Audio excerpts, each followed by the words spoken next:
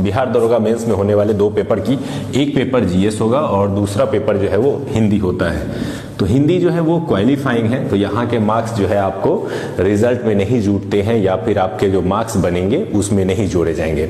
लेकिन क्वालिफाइंग है, लेकिन इसको क्वालिफाई करना अनिवार्य है और 30% मार्क्स लाना भी कई बार टफ हो जाता है। तो इसलिए आपको क्या करना चाहिए कि इसके जो प्रीवियस ईयर अर्थात 2 बार जो एग्जाम हो चुके हैं सब इंस्पेक्टर मेंस के, उसको एक बार देख लीजिएगा, उसके हिंदी के पेपर को। बहुत ज़्यादा टफ नहीं है, बहुत आसान है। आप अगर बनाएंगे तो पहले ही बार में 30 से अधिक नंबर लेके आ जाएंगे।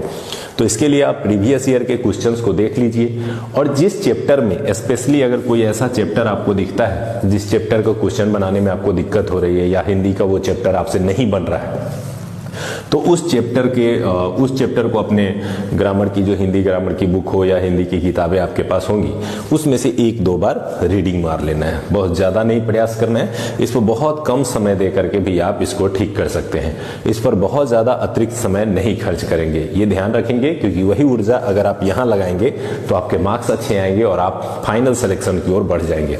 तो ऐसे में हिंदी चैप्टर को लेकर के बहुत ज़्यादा परेशान नहीं होना है, चूंकि क्वालिफाइंग है, लेकिन प्रीवियस ईयर के क्वेश्चन को जरूर देख करके एग्जाम में जाना है ताकि आप एक अनुभव रहे कि हिंदी के प्रश्न कैसे आ सकते हैं।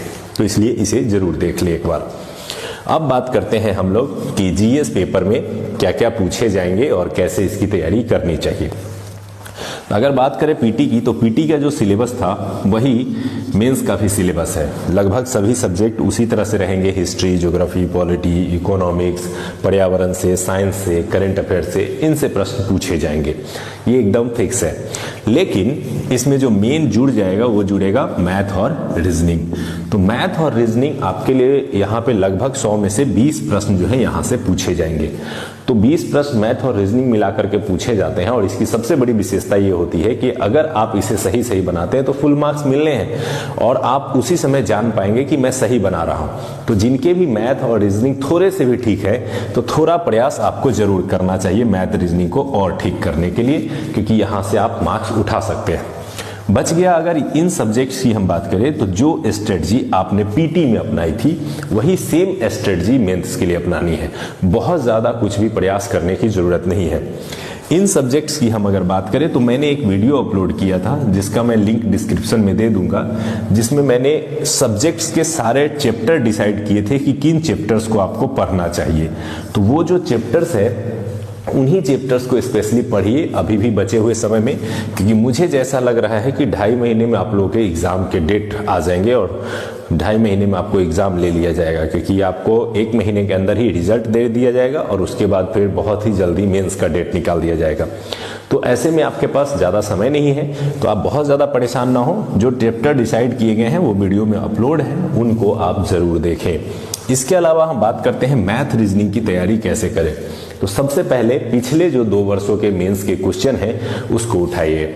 मेंस के क्वेश्चन को उठाने के बाद उन क्वेश्चंस को पढ़िए मैथ और रीजनिंग के, और सबसे पहले उनके चैप्टर के नाम अपने कॉपी में नोट कर लीजिए जिन चैप्टर से क्वेश्चन पूछे गए हैं।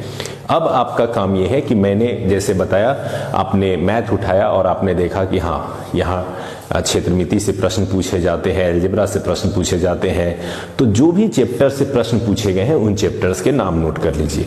उस चैप्टर को आर्य सभा की बुक से 1-2 बार बना लीजिए और डेफिनेटली अगर एग्जाम में जाएंगे तो लगभग उन्हीं चैप्टर से प्रश्न पूछे जाएंगे और आप सही सही बना करके आएंगे।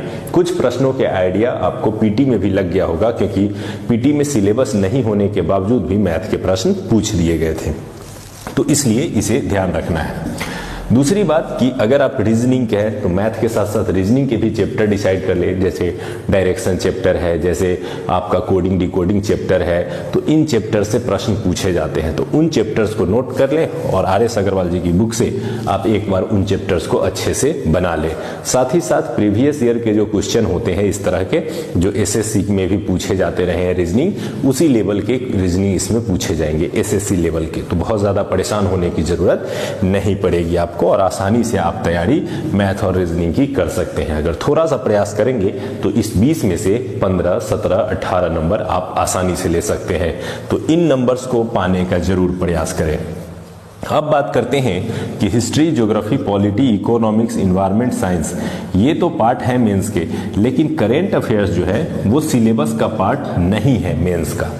तो यहाँ पर एक प्रॉब्लम है कि ये मेंस का पार्ट नहीं रहा है, लेकिन अभी हाल ही में जो एक सब इंस्पेक्टर मेंस का एग्जाम हुआ था उसमें ये देखने को मिला कि 4 से 5 प्रश्न जो है वो करंट के पूछ दिए गए थे सिलेबस में नहीं होने के बावजूद भी।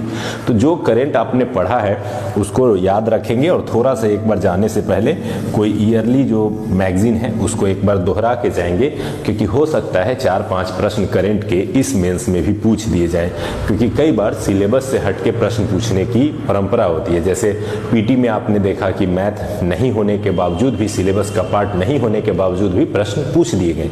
तो उसी तरह से यहां भी करंट पूछा जा सकता है। ये जरूरी नहीं है कि पूछा ही जाएगा, लेकिन पूछा जा सकता है, तो इसलिए आप तैयार रहेंगे। तो आपको यहां से 2 चीजें करनी है। सबसे पहले एक मैथ रीजनिंग का रिलेटेड जो ये प्रीवियस ईयर के क्वेश्चन प्रैक्टिस जो है इनको आप जरूर करना शुरू कर दें। चैप्टर्स डिसाइड करें, चैप्टर्स को प्रैक्टिस मिले, प्रैक्टिस करें, बनाएं उनको। उसके बाद आप ये जो मैंने वीडियो अपलोड किया था तो उनके सारे चैप्टर्स मैंने उसमें बताए थे, उस चैप्टर्स को ध्यान से देख ले। मैं एक फोटो भी आपको दे दूंगा जिस फोटो पे आपको सारे चैप्टर्स के नाम लिखे हुए हैं, और इस वीडियो के लास्ट में आप उसको देख सकते हैं। तो उस चैप्टर के बाद जो है उस चैप्टर्स को भी पढ़ना शुरू कर देंगे।